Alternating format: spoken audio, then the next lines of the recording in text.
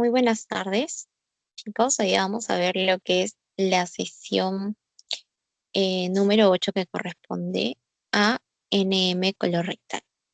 Entonces vamos a empezar con un poquito de banqueo sobre el tema pasado de enfermedades inflamatorias intestinales. Como siempre, prenden su micrito o me responden por el chat. Entonces, aquí tenemos dos preguntitas. La primera nos dice: un paciente de 30 años acude a consulta por dolor abdominal crónico, diarrea con sangre, pérdida de peso. La colonoscopia muestra úlceras y un patrón en parches en el colon. ¿Cuál es el diagnóstico más probable? A, enfermedad de Crohn; B, colitis ulcerosa; C, síndrome del intestino irritable; D, infección por Clostridium; o E, enfermedad celíaca. ¿Cuál de estas es el diagnóstico? A ver, ¿quién me ayuda con esto? Enfermedad de Crohn. A. Muy bien, chicas. Excelente. La A, enfermedad de Crohn. Exacto. Mira, acá te pueden poner con esta clínica, o sea, yo viendo esta clínica al inicio pensaría en una colitis ulcerosa, ¿no? Porque es más como una diarrea sanguinolenta. Sin embargo, el criterio endoscópico que te dice patrón en parches, es decir, un patrón discontinuo, básicamente te está diciendo enfermedad de Crohn, ¿no? Muy bien. Y la segunda preguntita: ¿cuál es la indicación quirúrgica de urgencia para la colitis ulcerosa complicada? A, fístula enteroentérica; B, neoplasia maligna; C, megacolon tóxico; D, fisura perineal. ¿Cuál de estas corresponde a una indicación quirúrgica de urgencia de colitis ulcerativa? ¿Quién me ayuda? Megacolon. Ujú. Muy bien, muy bien. Megacolon. Ay, se me fue el mouse. Muy bien. Recordemos que dentro de las complicaciones de urgencia de la colitis tenemos lo que son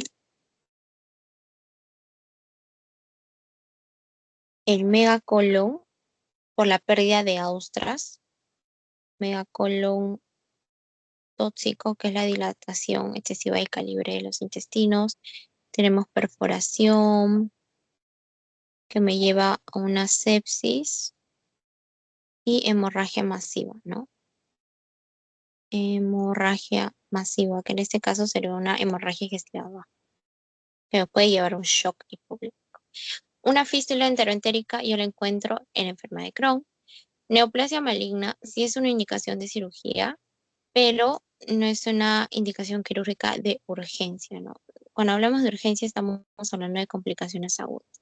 Y la fisura perineal, la fisura, la fístula y los abscesos perineales son típicos de una enfermedad de Crohn. Muy bien. Entonces, ahora sí vamos a pasar con el tema de esta sesión, que es cáncer de colon. ¿Ok? Este es un tema, en práctica clínica se ve bastante el cáncer de colon. Eh, en cirugía también, cuando estén en los pabellones, en la práctica hospitalaria y cirugía también van a ver bastante cáncer de colon. Entonces es bien importante conocer sus factores de riesgo, su fisiopatología, también conocer la clínica, porque a veces la clínica varía cuando el tumor está en el colon derecho, que en el colon izquierdo, que en el recto. Ya, y vamos a ver que tiene algunas similitudes con también el cáncer gástrico, ¿no? Como antecedentes genéticos, lesiones eh, de pólipos, entre otros. Entonces vamos a empezar con algunos conceptos. Bueno, acá tenemos la anatomía del colon, tenemos primero el recto, luego el transverso, este, este es el colon descendente o izquierdo. Ay, este es el sigmoides, perdón. Recto, sigmoides. Este es el transverso. Transverso. Acuérdense que aquí está el ángulo esplénico y aquí es el ángulo hepático. Este colon transverso está como que medio flotando, solo está unido por los extremos. En cambio, las partes del colon que están así en vertical están como que más adheridos, más firmes. Y bueno, y este es el colon ascendente o derecho. Aquí está el ciego y este es el apéndice.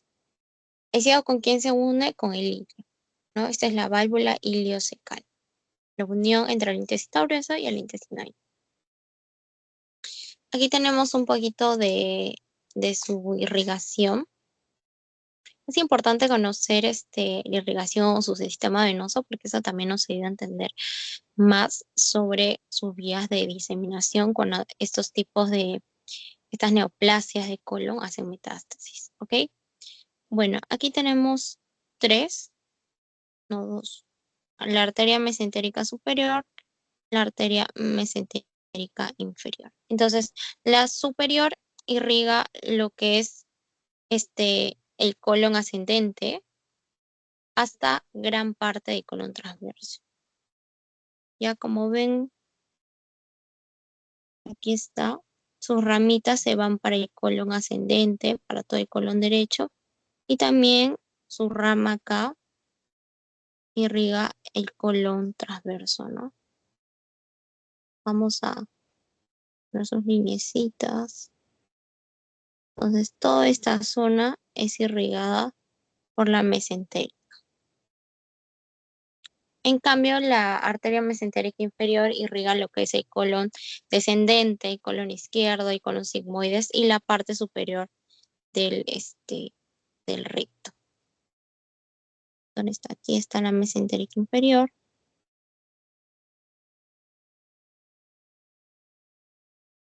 Aquí, ahora vamos a trazar parte superior y la parte superior del recto. ¿Ok? Ya de ahí tenemos la arteria rectal inferior que viene de otra ramita. Pero acuérdense, las principales son la arteria mesentérica superior. Siempre se pregunta qué hacen los doctores. ¿Cuál es la irrigación de colon? Arteria mesentérica superior, arteria mesentérica inferior, la superior, colon ascendente, transverso, y la inferior, colon descendente, sigmoides y parte superior. Ok, no sabía. Y dentro de lo que es el drenaje venoso, también tenemos la vena mesentérica superior y la vena mesentérica inferior. Como pueden ver,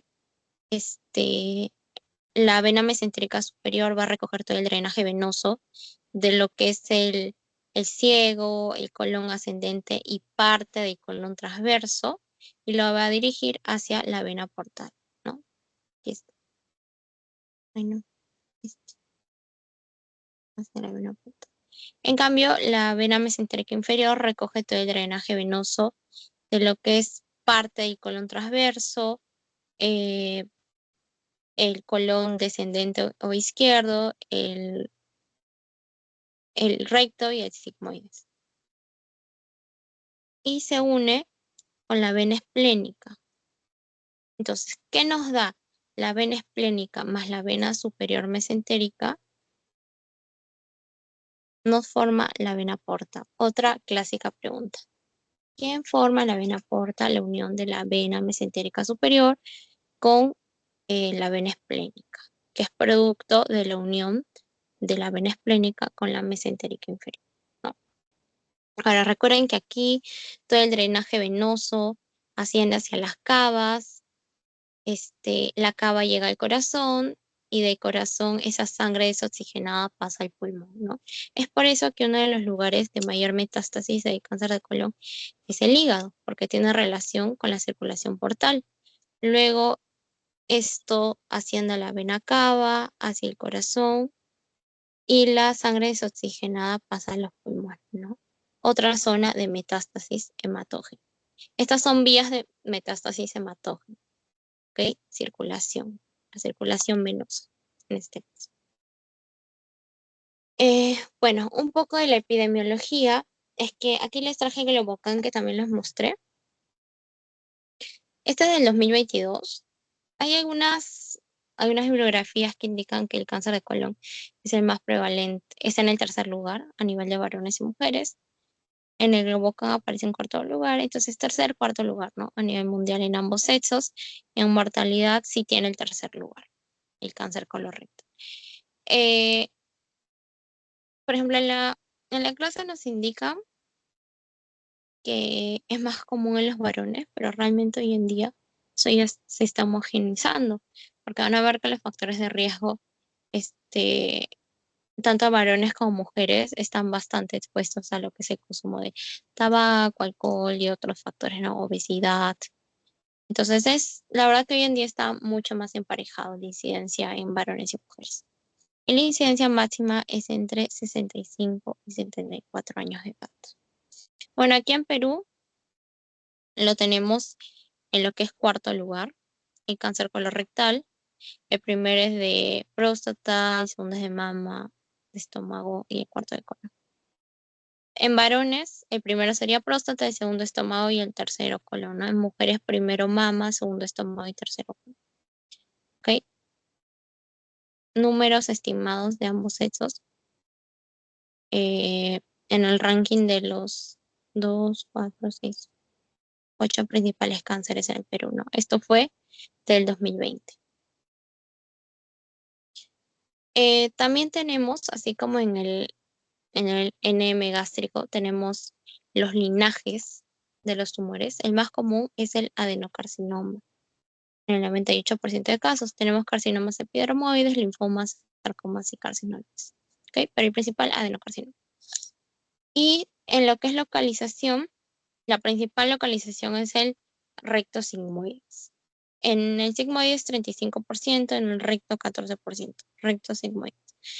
Luego lo tenemos en el ciego en un 22%, en el colon ascendente en un 12%, en el colon transverso y finalmente en el colon descendente. Entonces, ¿en cuál región es más común? En el recto sigmoides, ¿ok? Esta zona de acá. Ya, hice mucha atención porque dentro de lo que son los factores de riesgo, tenemos varios, tenemos, como el cáncer es multifactorial, tenemos factores de edad, enfermedades subyacentes, factores genéticos, estilo de vida, este, patógenos también involucrados. Entonces, edad avanzada, más de 40 años. Ahora, en todos los pacientes que tengan algún factor de riesgo eh, para cáncer de colon, las guías dicen que a partir de los 40 años hay que hacerle una endoscopía, ¿no? Una endoscopia de screening como prevención. Y si se trata de un paciente que no tiene factores de riesgo para cáncer colorectal, el screening se hace a partir de los 45 años, ¿ya? Eso es lo que dicen las guías actuales. Entonces, ya un paciente menor de 40 años, varón o mujer, ya es un factor de riesgo para cáncer de colon. Condiciones asociadas. Bueno, aquí tenemos lo que son las enfermedades inflamatorias intestinales. Es lo que vimos en la clase pasada, ¿no? La colitis y la enfermedad de Crohn. La colitis aumenta el riesgo 1% por año. Ah, no, mira.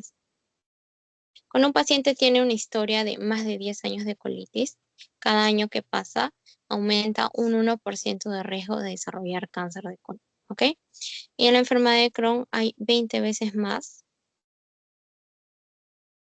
de riesgo de desarrollar enfermedad de colon. Entonces, ¿cuál es la que está más asociada a la enfermedad de Crohn? No, 20 veces más. Una persona con enfermedad de Crohn tiene 20 más de posibilidades de desarrollar cáncer colorectal de una persona que no tiene dicha enfermedad.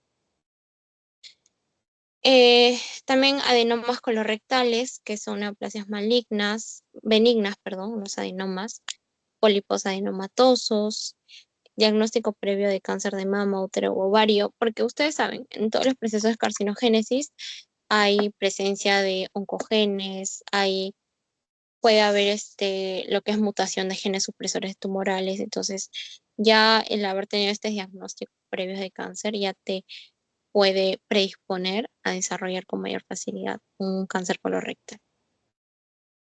Hay unos patógenos como Streptococcus bovis o Clostridium septicum.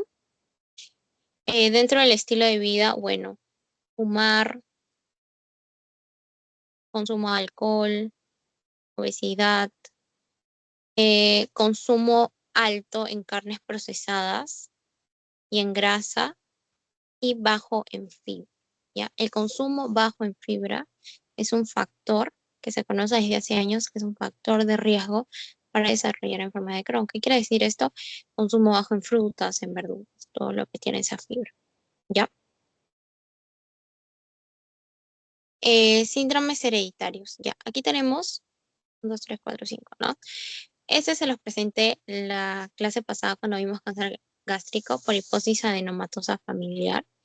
Dijimos que los pólipos adenomatosos en ese síndrome hereditario pues tienen mayor riesgo de malignización, ¿no? En este caso, los pacientes pues se les tiene que someter a colonoscopías de screening, de prevención, ya desde edades jóvenes, y para prevenir, hay que extirpar los pólipos que se encuentran, ¿no? Y estudiarlos para ver que no sean malignos.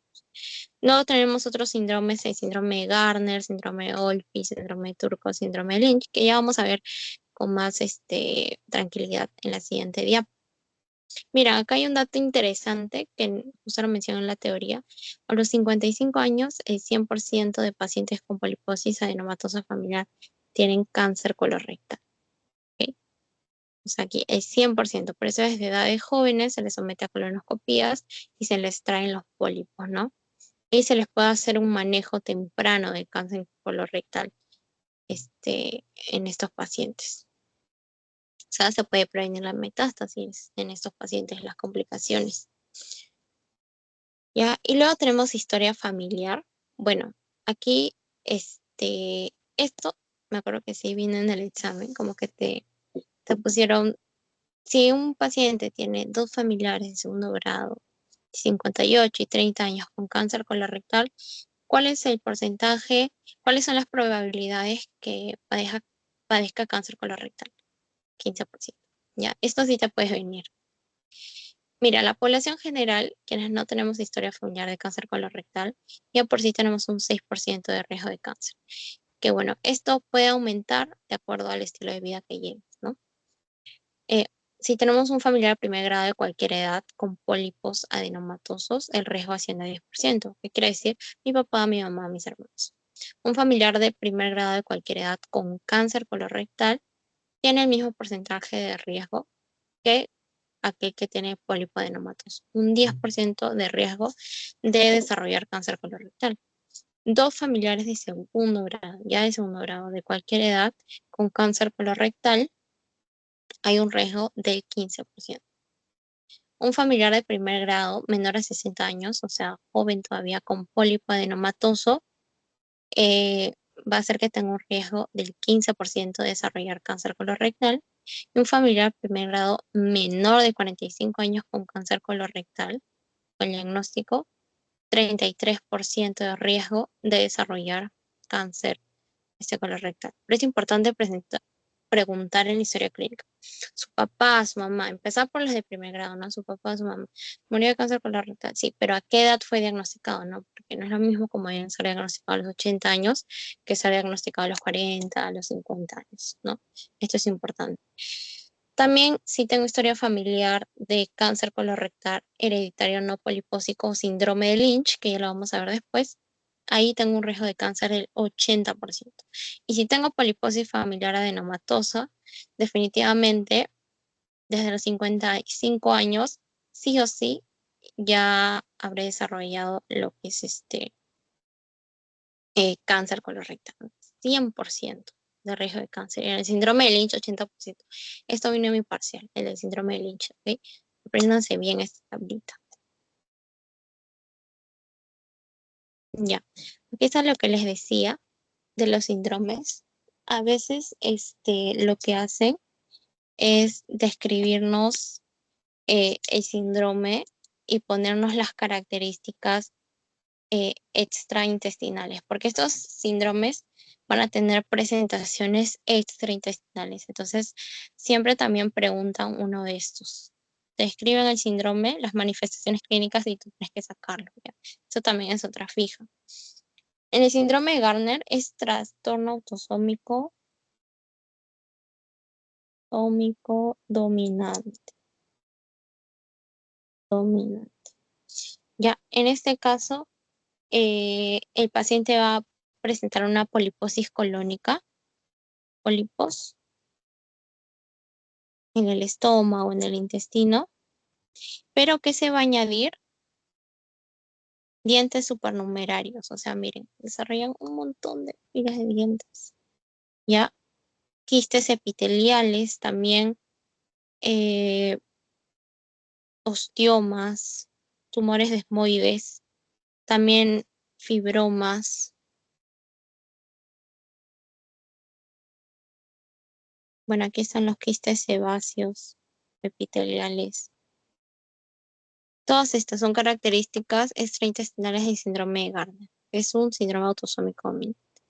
No se olviden de esas características que se las pueden describir en un caso clínico. El síndrome de Oldfield es una autosómica recesiva. Quiere decir esto que basta con que o mamá o papá me herede el alelo afectado, yo ya voy a expresar esta enfermedad, ¿no? Entonces aquí hay poliposis colónica más quistes sebáceos. Estos son quistes sebáceos. Más quistes sebáceos. Ya, en la de Oldfield. Ya, en el síndrome de Turcot es una autosómica dominante. ¿Qué quiere decir esto? Que debo heredar los dos alelos afectados. Autosómica. Ah, no, perdón. Aquí me bugué. Autosómica recesiva quiere decir que tengo que heredar los dos alelos afectados para expresar la enfermedad. En cambio, en una autosómica dominante, su mismo nombre lo dice. Dominante es que con un alelo afectado, basta con ese alelo afectado, yo ya puedo expresar la enfermedad. Y perdón, ahí me bugué. ¿Ya? Entonces, síndrome de Turcot, autosómica dominante, con un alelo afectado, ya puedo expresar la enfermedad. ¿No? En el síndrome de Turcot hay poliposis. A ver, ¿dónde lo pongo? Más gliomas.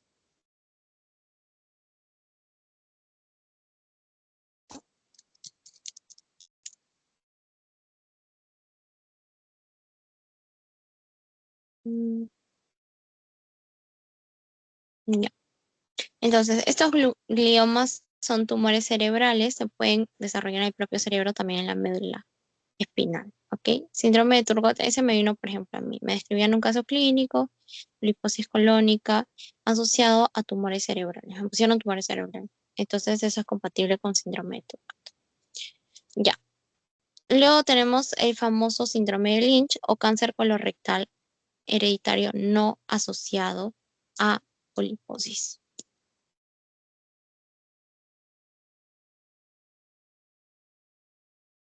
Colorectal hereditario, hereditario no asociado a poliposis. O sea, acá las lesiones son los adenomas, no son pólipos. Adenomas son tumores benignos que pueden progresar a cáncer colorectal. Acuérdense que en el síndrome de Lynch hay un 80% de riesgo de cáncer colorectal, a diferencia de la poliposis adenomatosa familiar, donde hay un porcentaje del 100% de riesgo de cáncer. Esos son los criterios de Amsterdam. No les mencionan en la teoría, pero creo que es importante saberla. Algunos doctores lo preguntan, sobre todo en seminario, para el diagnóstico de síndrome de Lynch, ¿no? Tener al menos 3 familiares con cáncer asociado, al menos 3 familiares con el síndrome de Lynch, y deben estar presentes todos estos criterios. Uno de estos familiares debe ser de primer grado, al menos 2 generaciones consecutivas afectadas, digamos, mi papá y mi abuelo. al menos un familiar con diagnóstico antes de los 50 años, excluir la poliposis adenomatosa familiar mediante pruebas genéticas y verificar tumores con examen patológico, que sean compatibles no con pólipos, sino con los adenomas. Ya, síndrome de Lynch. Y bueno, en los pólipos colónicos adenomatosos, que son los que predominan pues en una poliposis adenomatosa familiar y en sí los pólipos adenomatosos, como vimos la clase pasada, son los que tienen más riesgo de malignizarse. ¿Por qué? Porque también tenemos los hemartomas o los adenomas, o los pólipos hiperplásicos, ¿no? Que esos no tienen riesgo de malignizarse. Los que tienen riesgo de malignizarse, no se olviden, son los adenomatosos. Bueno, de estos adenomatosos tenemos tres subtipos: el tubular, el tubulovelloso y el velloso. El tubular, que es este acá, que tiene una forma es pedunculado, tiene como un tallito, tiene un riesgo de 3% de causar cáncer, de malignizarse. Los adenomatosos tubulovellosos, que es una mixtura entre pedunculado y sesil, tiene un 10% de riesgo de malignizarse. Y los vellosos son los que tienen mayor riesgo de malignizarse, un 20%. Son sesiles. ¿Qué significa que sean sesiles? Que no tienen este tallito que tienen los pedunculados. ¿Ok?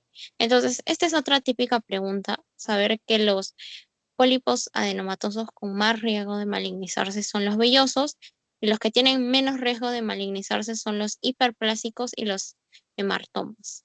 ¿Ok? Los que tienen mayor riesgo, vuelvo a repetir, los vellosos. También influye el tamaño, sí. Un punto de corte son mayor o menor a 2 centímetros. Los que son mayor a 2 centímetros tienen 8% de riesgo de malignizarse y los que son menos de 1 centímetro tienen 1% de riesgo de malignizarse y son los más frecuentes, menos mal, ¿no? Son los más frecuentes. Ahora, ¿cuáles son los pólipos más frecuentes que encontramos los hiperplásicos?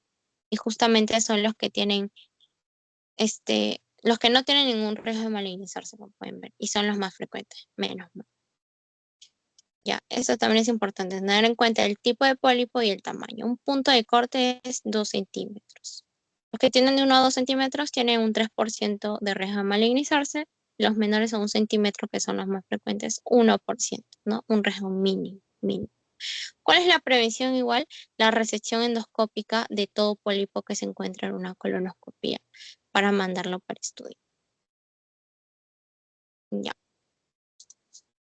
Entonces, en lo que es la fisiopatología, sí quiero que presten bastante atención acá, porque tenemos dos escenarios, ¿no? Eh,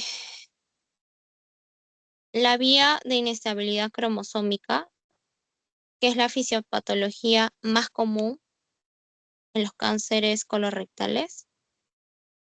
Esta es la vía fisiopatológica más común, la de la inestabilidad cromosómica, y tenemos la de la vía de inestabilidad de microsatélites. A ver, vamos a aplicar esto. Esa también es un poco de pato 1, ¿ya? Nosotros, acuérdense que tenemos los protoncogenes. Aquí les voy a dar un poco de contexto. Tenemos los protoncogenes, genes supresores de tumores.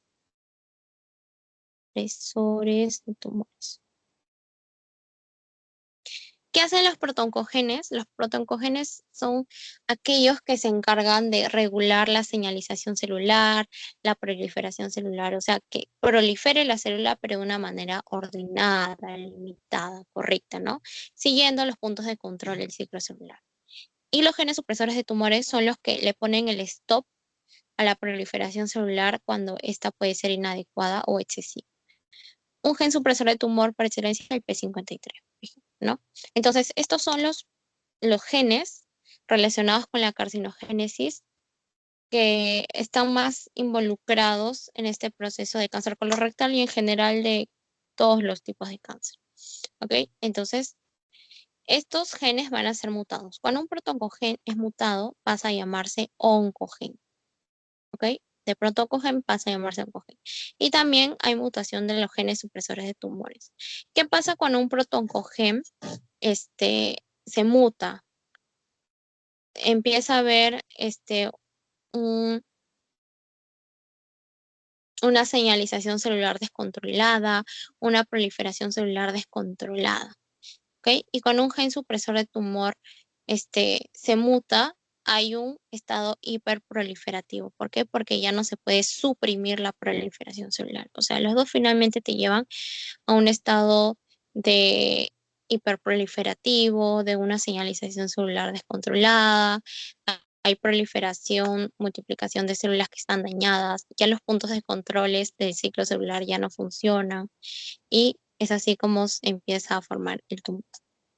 Entonces aquí, estos son los genes que están involucrados en la vía de inestabilidad cromosómica que involucra el 85% de los cánceres colorectales.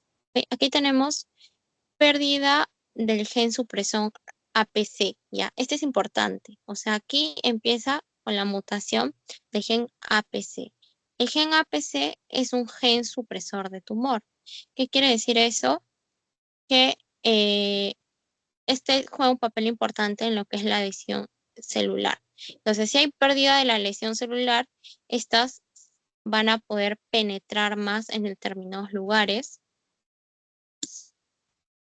y también va a haber un aumento de la proliferación. ¿Ok? Estas son las dos consecuencias. Disminución de la lesión celular y aumento de la proliferación celular. Luego, lo voy a poner con otro colorcito. Tenemos la mutación del protoncogen CRAS. CRAS es un protoncogen que dijimos que se encarga de llevar una correcta señalización celular, de llevar una correcta proliferación celular. Entonces, si este se muta, va a haber una proliferación excesiva, va a haber una señalización celular anómala, va a haber un exceso de proliferación celular. ¿Ok? Gen APC es un gen supresor de tumor, CRAS que es un protoncogen y cuando se muta pasa a ser oncogen. ¿Ya? Luego tenemos la pérdida de otros genes supresores de tumores, que son el P53 y el DSC. ¿Ya? El P53 es el genoma, es el guardián del genoma. ¿Ya? Con esto ya se da paso para un riesgo altísimo de desarrollar cáncer, ¿no? Porque al inicio va a haber un epitelio hiperproliferativo, luego se va a formar un adenoma que con el tiempo, con la suma de más mutaciones, se va a malignizar y se va a formar un carcinoma. ¿Ok? Entonces, aquí acuérdense de los genes supresores de tumores que van a ser mutados. El APC, el P53, el DCC están de rosado. Y el protoncogen mutado va a ser el CRAS. ¿Ok? Y todo me va a llevar a un estado hiperproliferativo que va a progresar a un carcinoma. ¿Ok? Esta es la vía de inestabilidad cromosómica. Y por otro lado tenemos la vía de inestabilidad microsatélite. Ya, acá en pocas palabras hay un defecto en el sistema reparador del ADN. Reparador del ADN. ¿Ok? El sistema reparador del ADN está compuesto por 4 genes. Aquí se lo mencionan 2, así que les voy a mencionar los otros.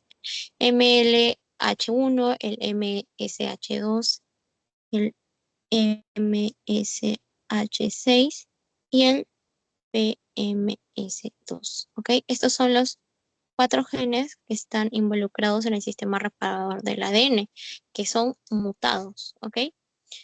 Entonces ocurren mutaciones en estos y bueno, evidentemente no va a haber una correcta reparación del ADN y si el ADN se sigue multiplicando en células, este ADN dañado va a provocar a lo largo un, una lesión neoplásica, ¿no? Un cáncer. Ahora, eh, estos genes a su vez contienen microsatélites. De ahí viene la vía de inestabilidad de microsatélites. Satélites. Y estos microsatélites son el BATS y el TGFBR2. Y esto es importante que se lo sepa, que sea medio bug. Ya. Este sistema reparador del ADN que está dañado tienen 4 genes que a su vez contienen microsatélites que son estos. Entonces la mutación de estos genes va a provocar inestabilidad de estos microsatélites y lo que va a hacer que se forme al inicio un ADN, un adenoma, perdón, y la acumulación de mutaciones en los genes van a hacer que estas células dañadas sobrevivan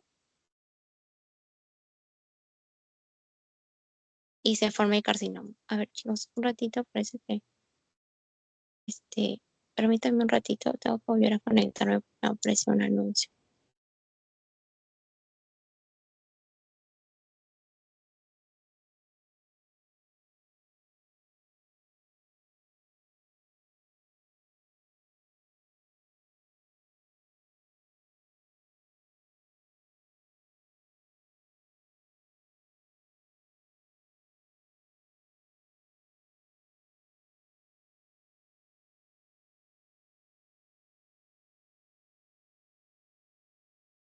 Ya, chicos, voy a tener que apagar mi cámara porque mi celular se ha sobrecalentado. Desde ahí prendo la cámara, así que igual se me escucha, ¿no? ¿Me pueden confirmar si sí se me escucha bien?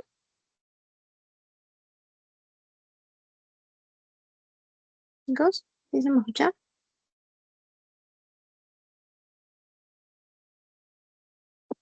¿Aló?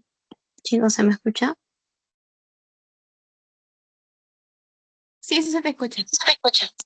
Ya, gracias, Cristina. Ya, ok. Entonces, ya no nos falta mucho. Entonces, como les estaba diciendo, tenemos dos vías y esta segunda radica en que hay un defecto en el sistema reparador del ADN que está compuesto por estos 4 genes y dentro de estos genes hay los microsatélites que son estos, ¿no? Entonces, la mutación de estos provoca la inestabilidad de los microsatélites y finalmente se da un proceso de carcinogénesis que desemboca en un carcinoma, una neoplasia maligna. Ahora, esta es una típica pregunta saber que en lo que es el síndrome de Lynch está involucrado este mecanismo, ¿ok? El mecanismo de inestabilidad de microsatélites o del defecto del sistema reparador del ADN. Se refiere a lo mismo, ¿ok? Entonces, si te preguntan, ¿cuál es el mecanismo involucrado en el síndrome de Lynch? Este mecanismo de inestabilidad de microsatélites o defecto en el sistema reparador del ADN. En cambio, si te preguntan este es en el síndrome de poliposis adenomatosa familiar.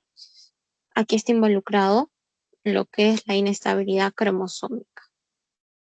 Ok, no se olviden, son dos vías fisiopatológicas. Ya, ahora sí, a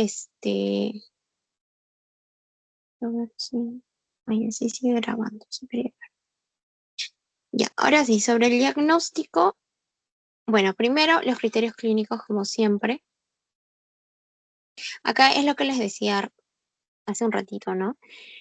Que hay algunos signos que no siempre se presentan, pero que se pueden presentar, que nos pueden orientar a saber en dónde está la neoplasia, ¿no? En el colon. Por ejemplo, en el colon derecho, que involucra esta parte ascendente del colon y parte del transverso, la clínica predominante es anemia por deficiencia de hierro, obstrucción del hilio distal y una masa palpable, ¿no? Bueno, acá hay sangrado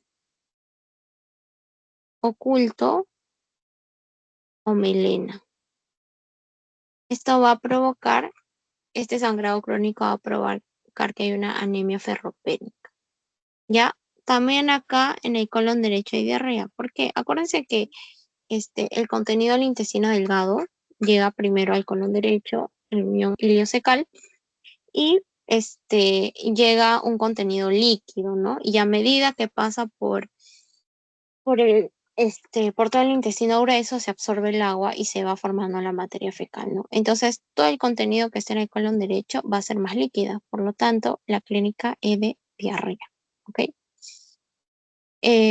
Cuando tú tienes una paciente mayor de 50 años posmenopáusica, o sea, ya no tiene la regla, se supone que debería tener una hemoglobina más estable y tiene anemia ferropénica, hay que sospechar de cáncer de colon derecho, ¿ok? Cáncer de colon derecho. Y este es el de peor pronóstico, el de cáncer de colon derecho. Ya. Luego, en el colon transverso en realidad varía la clínica, ¿no? Puede ser un poco de síntomas de colon derecho como de colon izquierdo. Ahora, en lo que es colon izquierdo, colon descendente, aquí sí hay como que clínica de diarrea, pero también estreñimiento, o sea, constipación, ¿no? Puede haber diarrea, pero pueden haber días de diarrea que se intercala con días de estreñimiento y esto muchas veces lo mal diagnostican con lo que es colon irritable, que tiene una clínica similar. Pero en realidad aquí hay que aumentar estudios, ¿no? Más si se trata de un paciente mayor. Entonces aquí cambian en el hábito intestinal, diarrea, que se intercala con constipación. También tenesmo, o sea, esa necesidad de querer eliminar las heces y heces con moco y sangre también se pueden encontrar. Ahora,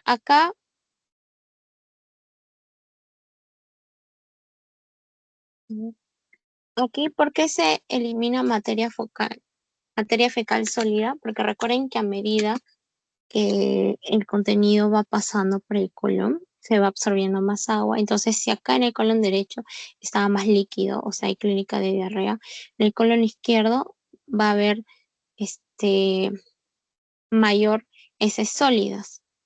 Y como la luz es más, el calibre es más estrecho acá, suele haber por eso bastante constipación, ¿no? Porque aquí ya tenemos heces más sólidas y porque el lumen es más estrecho en esta parte del colon. ¿Ok? Este es un cáncer de mejor pronóstico. Y luego tenemos el recto sigmoides, que es la ubicación más común, donde también hay cambio de hábito intestinal, hay heces con moco y sangre, hay dolor perineal, hay dolor anal, puede haber hematoquesia, sangrado rectal, hematoquesia, y bueno, todo esto, ¿no? Cambio de hábito intestinal, o sea, diarrea que se intercala con constipación, esto y dolor sacroperineal. ¿Ok? A veces la clínica no es tan clara, entonces no es que esté en el colon derecho sí o sí vas a tener todo esto, ¿no? También puede haber de repente otros signos de acá, ¿no? Igualmente, en un NM de colon izquierdo puede haber signos de NM de colon derecho. Ahora, em, es importante hacer tacto rectal, sobre todo sabiendo que en la epidemiología el cáncer más común es el cáncer que está ubicado en la zona sigmoidea rectal, entonces es importante hacer tacto rectal en la evaluación clínica. Y bueno, también tenemos otros parámetros que hay que medir en el laboratorio, verificar la presencia de anemia en el hemograma, en el T-venón, que es sangre oculta en heces.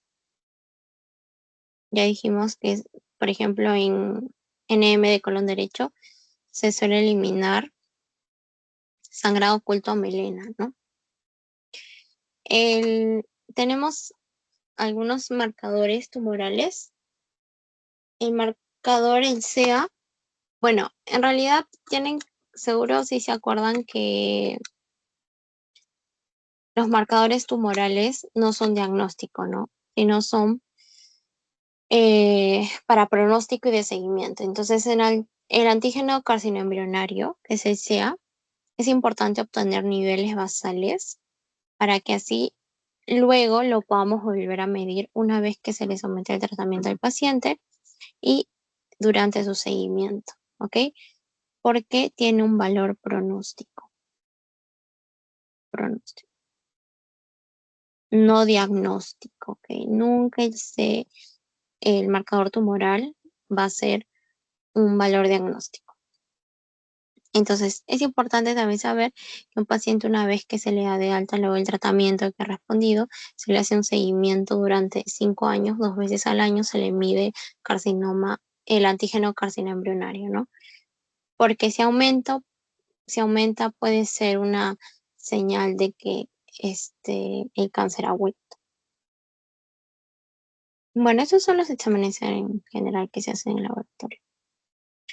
Y el gol estándar es la colonoscopia más la biopsia, ¿no? Siempre colonoscopia con biopsia porque me permite tener una mirada directa de la lesión y biopsiarla para someterla a un estudio anatomopatológico y finalmente concluir que se trata de un NM de colon.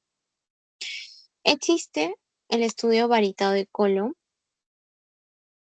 que donde se inyecta vario, un enema de vario, y bueno, luego se toma la radiografía y se puede ver la zona donde está el NM, ¿no? Por ejemplo, este es el signo de la manzana mordida, típico signo de NM de colon, ¿no? En esta zona de estrechez es donde está el NM de colon. Ahora, aquí en colonoscopia también quería agregarles algo. Hay colonoscopia de tamizaje y diagnóstico. Aquí lo que les dije. Otra pregunta típica. ¿A quién se le hace colonoscopia de tamizaje, o sea, como screening, como prevención?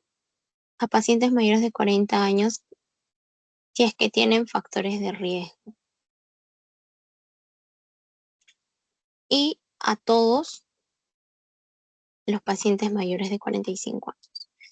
Ahora, si se trata de un paciente que tiene antecedentes de síndrome de Lynch, de poliposis adenomatosa familiar, ya ellos hay que someterlos a colonoscopias desde edades tempranas, desde los 15 años, 20 años, ¿no?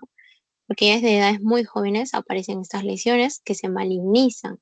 Ya saben que en el síndrome de Lynch hay 80% de posibilidad de desarrollar NM de colon y en la poliposis adenomatosa familiar hay un 100% de riesgo de desarrollar cáncer de colon.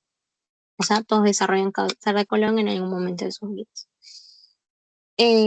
La colonoscopia diagnóstica, bueno, se realiza en pacientes sintomáticos y aquellos que tienen imagenología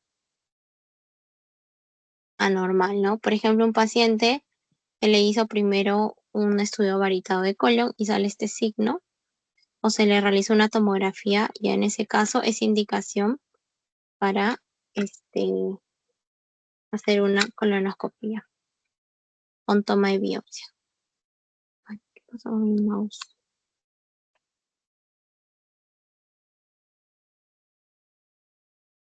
Ya. Luego tenemos lo que es el estadiaje.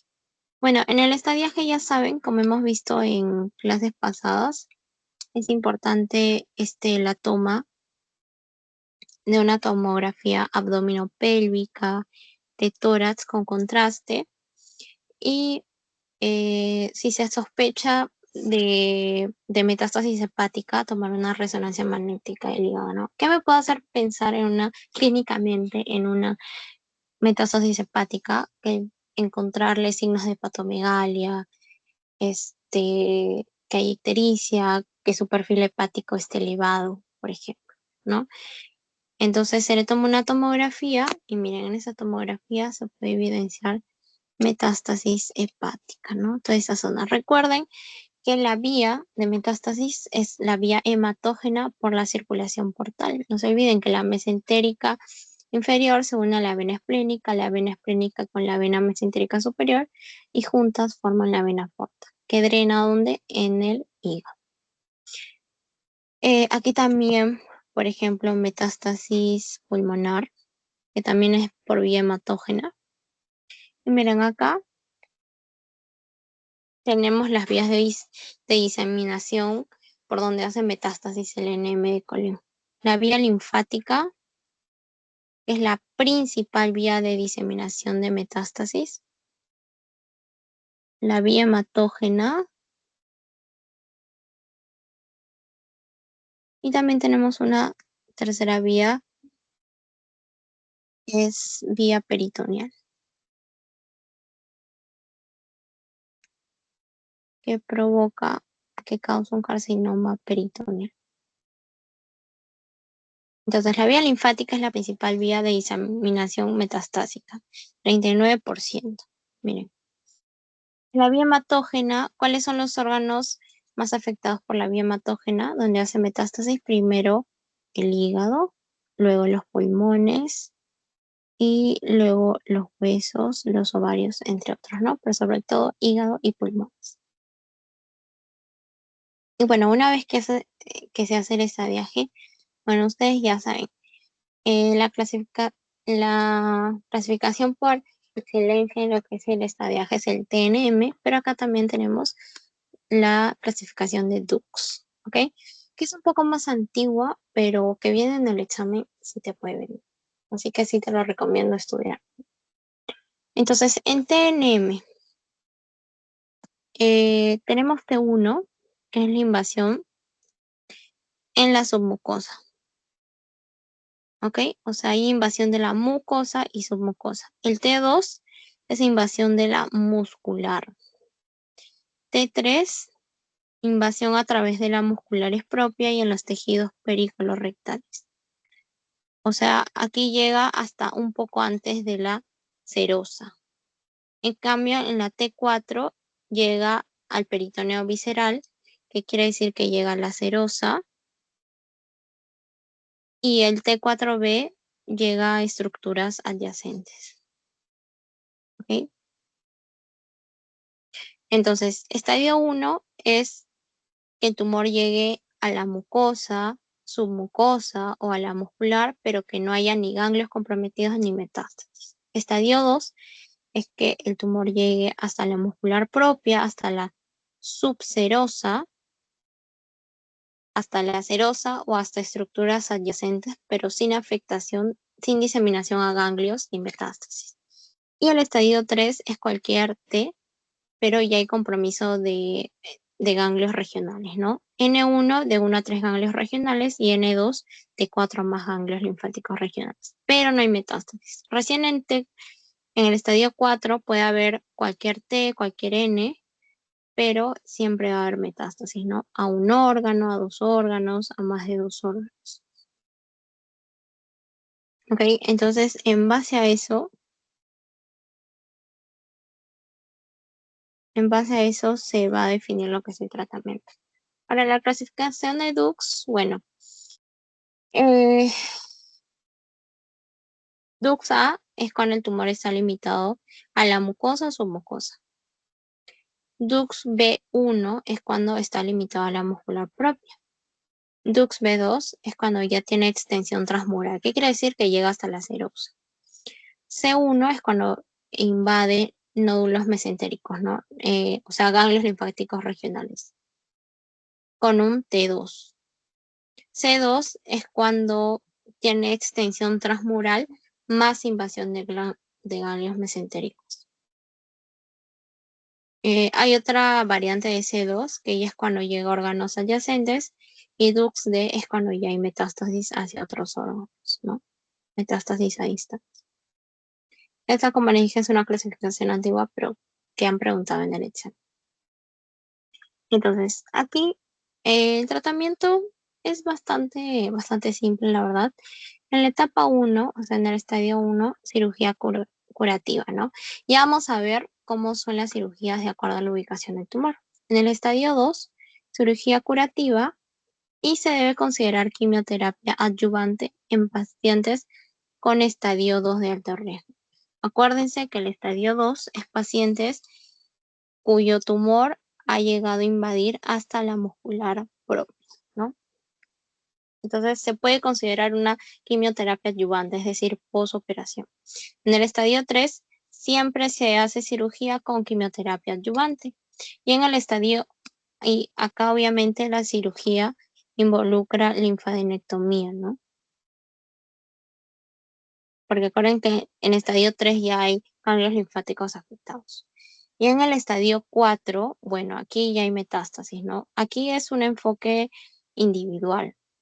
Se puede considerar tratamiento neoadyuvante, es decir, una quimioterapia para reducir el tumor y así evaluar si el tumor es resecable o no es resecable.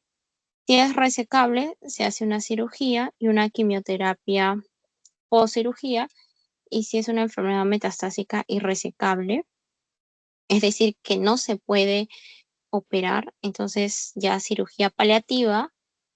O sea, con cirugía paliativa significa que no se va a curar el cáncer, sino que simplemente se va a eliminar algunos de los tumores, de los tantos que hay en un estado de metástasis, para aliviar algunos síntomas, ¿no? Más no se va a curar el cáncer. Y quimioterapia paliativa, también para reducir los síntomas secundarios al cáncer. Ahora, estos son los regímenes de quimioterapia, el FOLFOX, el FOLFIRI y el CAPOXELOX. Esto tiene el 5-fluorouracilo más ácido folínico más oxaliplatino. El FOLFIRI tiene el 5-fluorouracilo más ácido folínico más irinotecan. Y el CAPOX tiene capecitabina oral utilizado con oxaliplatino. Yo sé que son nombres un poco complicados y ya se van a ir acostumbrando cuando roten por este bronco, pero esto es algo que también pueden preguntar los regímenes de quimioterapia. ¿Ok? Em, y estos son las cirugías que les decía a ustedes, o sea, las colectomías, ¿no? Aquí hay que evaluar. La hemicolectomía derecha, que es, que es esta, es sacar esta parte del colon. Ocurre cuando se da cuando hay un tumor en el ciego o en el colon ascendente, ¿ok? Es indicación. La hemicolectomía derecha extendida, es decir, que va más allá del ángulo hepático y, y se corta parte del colon transverso, se extirpa parte del colon transverso, se le dice hemicolectomía derecha extendida. En este caso es cuando el tumor está cerca al ángulo hepático o en el colon transverso proximal. ¿Ok?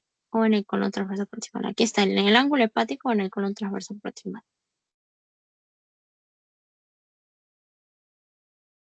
Y luego tenemos la hemicolectomía izquierda. Aquí está la hemicolectomía izquierda, que es esta zona de acá. Hemicolectomía izquierda. Bueno, esta de acá se da con el tumor este en el colon descendente, ¿no? Aquí lo pueden ver, en el colon descendente. La hemicolectomía izquierda extendida es muy rara vez se hace, pero se puede hacer. Esta acá. Cuando el tumor está en el colon transverso distal o en el ángulo esplénico. También tenemos colectomía sigmoidea, donde se ubica la mayoría de cánceres colorectales. La colectomía sigmoidea es con el tumor, bueno, está en el colon sigmoide, ¿no? Y tenemos colectomía abdominal total o subtotal cuando hay carcinomas multifocales, ¿no? Y también aquí está la colectomía transversa, ¿no? Y luego se anastomosa y colon ascendente con el descendente. Entonces, tenemos estas variantes. A veces los doctores preguntan, es bueno saber, y por anatomía, pues se puede sacar, ¿no? Acuérdense, las partes del colon, sus ángulos hepáticos, esplénicos. ¿Por qué les digo esto que es importante? Porque cuando ustedes tengan los casos clínicos en el seminario, los doctores, van a querer que en el plan de trabajo brinden o sea, un tratamiento específico, ¿no? Si te dicen que, que el tumor esté en el ángulo esplénico, bueno, ya sabes que tienes que hacer una hemicolectomía izquierda extendida, ¿no? Y tienes que fundamentar. De repente el doctor te pregunta, ¿qué otras opciones de hemicolectomía conoces? Y bueno, tú ya sabes, ¿no? Las dices. Ya. Y bueno, eso, me parece que eso es todo por esta clase. Aquí están las fuentes bibliográficas. Ahora voy a pasar el post-test, chicos. Denme unos segunditos. Mm,